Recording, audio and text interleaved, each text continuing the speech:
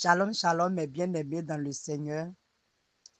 Soyons bénis dans le puissant nom de Jésus.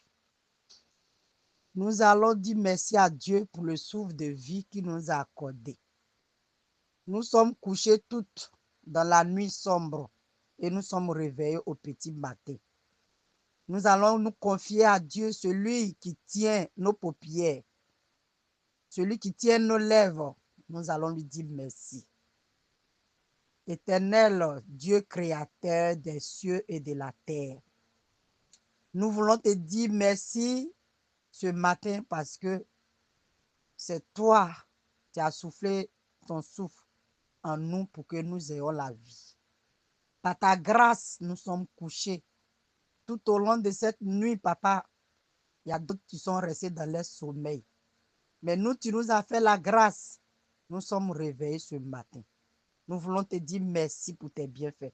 Nous voulons te dire merci de nous avoir gardés, Éternel. Nous allons sortir pour aller dans nos différentes activités. Sois au devant de nous, à côté de nous, derrière de nous. Que tout ce que l'ennemi a programmé contre nous, c'est toi seul tu le sais.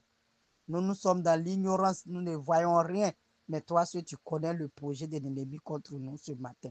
Que les œuvres soient dispersées dans l'abîme. Que ta lumière ferme jaillit dans notre vie. Que tu nous accompagnes sur toutes les voies. Mes bien-aimés dans le Seigneur, aujourd'hui, le thème de ce jour, je voudrais vous faire des enseignements sur le carême chrétien. Le carême chrétien, la parole de Dieu nous déclare que Jésus a passé 40 jours et 40 nuits dans le désert sans manger et sans boire. Et chacun de nous sait cela. Maintenant, aujourd'hui, le peuple de Dieu, on veut imiter le Christ. On veut faire la même chose, ce que le maître a fait. Mais comment le maître a fait? Le maître a fait sans distraction parce qu'il était dans le désert, là où il n'y a pas du bruit. Là où il n'y a pas du bruit, il était dans le silence. Mais aujourd'hui, le peuple de Dieu, je vais vous interpeller sur quelque chose. Ce n'est pas de se priver de la nourriture tout au long de cette journée sans rien manger et puis tu vas dire, oui, il a fait un carême. Le carême chrétien, c'est l'obéissance et puis la parole. Un chrétien qui va jeûner sans lire la Bible, sans prier, ce n'est pas carême. Tu es en train de te priver de la nourriture. Tu es en train de priver toi-même, ton corps charnel, là, tu es en train de lui priver de la nourriture. En tant qu'un chrétien, quand tu vas faire ton carême, l'obéissance, la méditation de la parole de Dieu, il faut lire la Bible. Et il ne faut pas le lire comme un roman passager. Il faut le lire avec ton cœur. La parole de Dieu parle tantôt d'un autre. Si tu te concentres tranquillement, paisiblement et tu écoutes, tu vas voir que Dieu va te parler. Et je vais parler à mes frères et sœurs. Quand tu ne pas faire carême, et puis le lendemain, le soir même, comme on appelle, quand tu vas couper ton carême, tu vas dire oui, comme j'ai gêné, je dois me rattraper. Non, mon frère, ma soeur, ça ne se fait pas.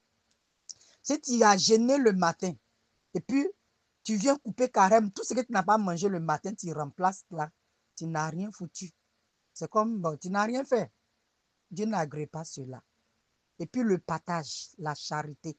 Tu peux manger, tu peux ne pas gêner, mais il faut partager. Il faut partager. Il faut partager la nourriture à ton prochain, à ton frère qui est à côté de toi, à ta soeur qui est à côté de toi, tu mets de faim. Mais toi, tu gênes, tu récoltes ça encore chez toi.